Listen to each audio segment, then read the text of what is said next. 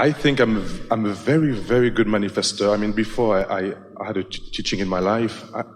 When I look back on my life, I think I felt it. I'm a very good creator, which comes with sometimes a downside because I'm very, very good at creating everything I want to have. I mean, I'm from France. I always wanted to be in the USA, married, have dogs, and that's my life today, you know? But in the same time, I think I'm good at creating things that I don't want. Well, remember that the contrast is what parlays the desire. And it's the managing of that contrast that is the balance that is so delicious and fun.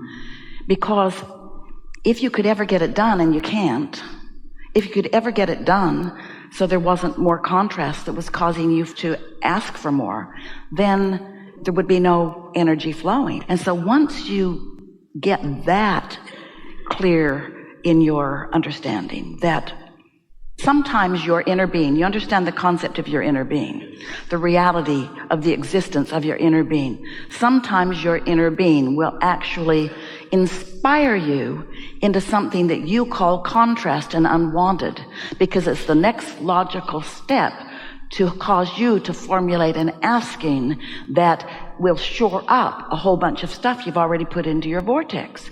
Because it all starts with asking. It's all about supply and demand. It's all about demand and then supply. It's all about cause and then effect. It's all about asking and then it being given. And so if something doesn't happen that causes you to ask, a lot of people are so sensitive to not wanting anything to ever be a little unsettled in their life that they don't let themselves ask for much. They just try to keep everything reined in as much as they can. They don't ask for bigness. They don't ask for much more than what they already have, because they fear that that upheaval is out of balance, and therefore it's something not to be appreciated. Therefore it's something to feel regret about, when what it really is necessary for desire, necessary for step one. Do you know all creation takes place in step one? That's when you do all your launching of all of your rockets. That's when it happens. Step two is source just lines up with what you've asked for. And step three is you let it in enough that it manifests so that others can see it. But the creation happened in that contrast. Don't you like knowing that?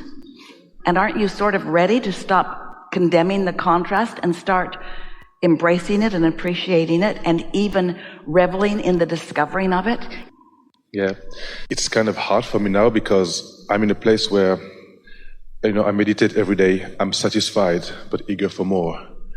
But sometimes it's very hard because when you're so satisfied, how can you need a lot more trauma and drama in your No. No. We're on it. No, please, no. I had enough. And well, then would you like to edit your own vibrational offering? Yes. Instead of saying it's very hard, would you like to focus what you really mean? I have been misunderstanding. What you're saying does not go down well in a world of deprivation. His words were, I've got it so good that I don't have strong desire pulsing within me. Most people don't want to hear that from you, but we don't want you to care what most people want to hear from you. Did you hear us earlier? You're not ever going to get it done, and you are not ever going to be free of contrast. And you know what's really going on? Here's what's really going on. You're really going to appreciate this, because this is what's really going on. It's not that there is no contrast. It's that you refuse to reap the reward of it. Because you have believed what the peanut gallery has been saying for so long, those who are disappointed in where you are, those who need you to live just the life that they want you to live in order for them to feel satisfaction with where you are. And so even those who come to gatherings like this are fearful of experiencing contrast for fear, being the teachers that you are, that you won't look good or that you'll look weak.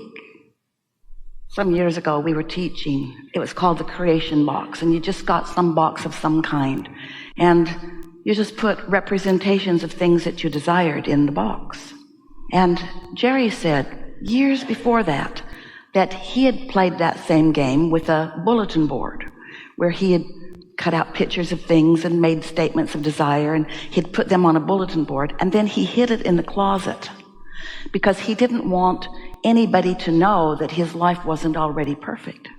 And years later, that bulletin board was in a closet for a long time, long before Esther knew him. And he found the board in moving, and he looked and he said, everything on the board had already happened.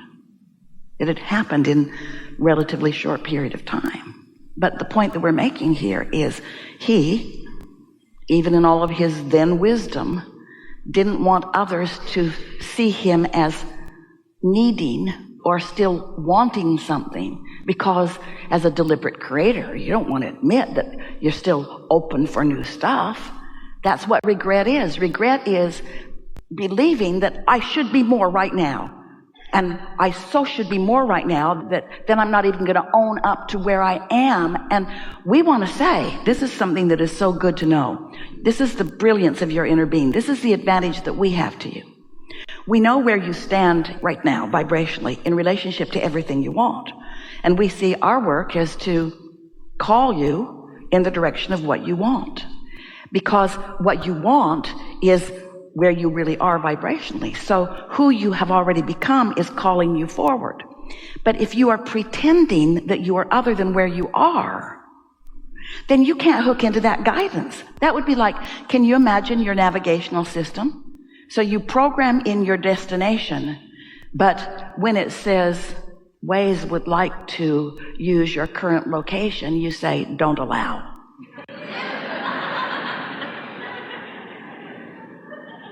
But guide me to where I want to go. And your navigational system says, all righty, but where are you? Not any of your business.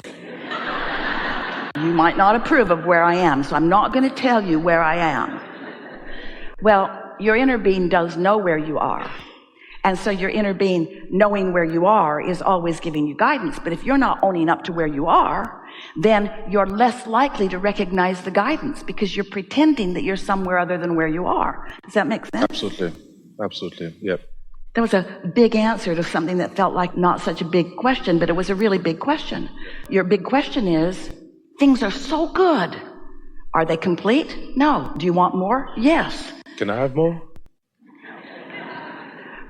There is no ending to that. But you see, you've got something stuck in your vibrational craw because you've been taught by those who don't understand this, who think that expansion is finite and that the pie of abundance is one little pie that you're all squabbling over. There's a misunderstanding at the heart of that lack consciousness. And so once you understand the expansive nature of who you are, and that the universe expands in proportion to desire, and that if this time-space reality has the wherewithal to inspire a desire within you, this time-space reality has the capacity to deliver the desire to its finest detail. But you got to accept that. And what's stuck in your vibrational craw, a lot of others too, is that you've based how much you let yourself have on how other humans feel about what you have. You don't get to be beautiful and rich. You don't get to have the love of your life and the freedom to travel. Most of the world would say, look at me over here in my deprivation. And why should you get all of that? Well, you can't let anyone outside of you be the gauge of what you, because no one else can even understand the relationship between where you stand and what you've asked for. You have to let yourself desire, and you have to own up to where you are. Not too long ago, something happened with Esther and another person, and Esther was shocked that she was having the conversation that she was having. Didn't feel justified and didn't feel accurate and didn't feel right, and she really didn't like having it. She resented it. And then she's taken her walk after meditation, and she's back in alignment so she can hear us. And the mantra that we are all chanting forward vibrationally for her to interpret is, It's only attraction. There is no assertion.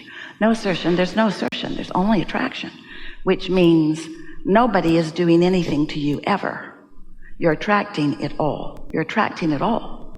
You're attracting it all. You're attracting it all. So sometimes when you factor in the response that you think others will have about your attraction, then you try to limit your attraction, but you can't, because your life has already summoned it. So since your life has summoned it, but you're trying to limit it because you have beliefs about how others feel about you, then you get sort of wonky, and then you say things that are not accurate, like, I should not get to have it all.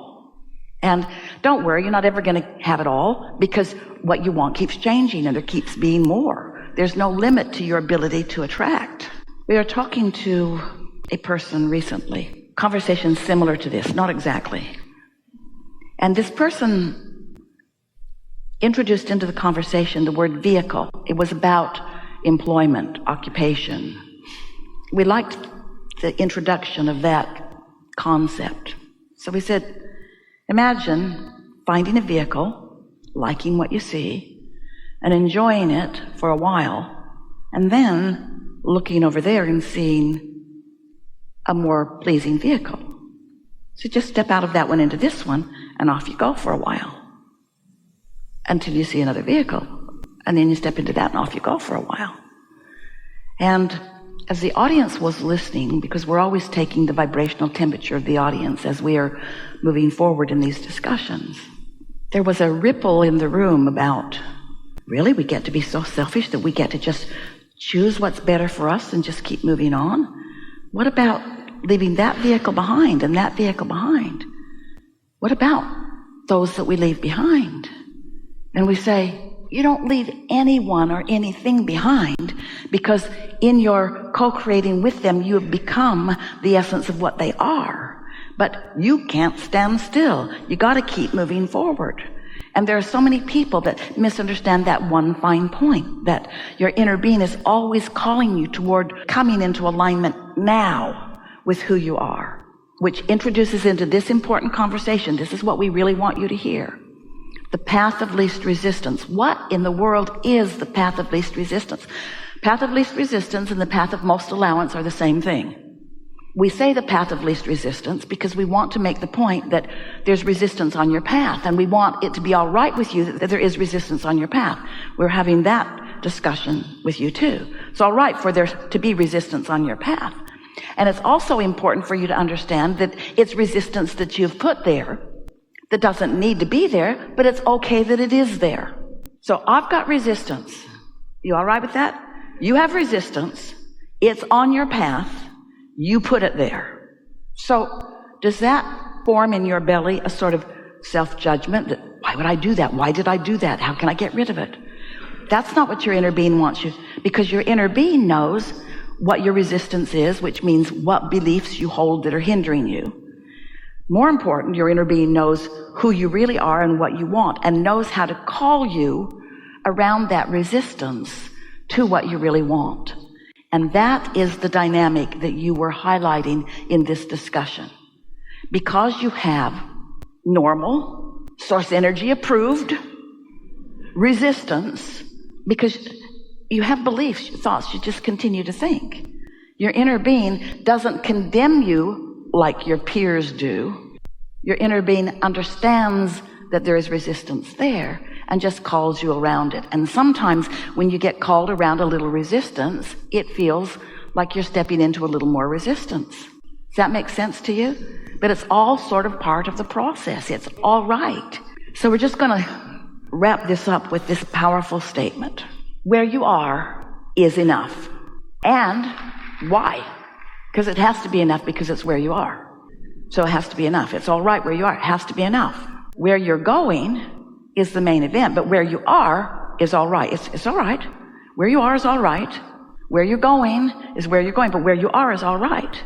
And when you begin to make where you are all right, we didn't say where you want to be, because your desire is where you want to be. But when you stop flailing against where you are, can you hear this difference? When you stop flailing against where you are, then where you want to be will come so much more easily to you. And that's what this discussion is all about.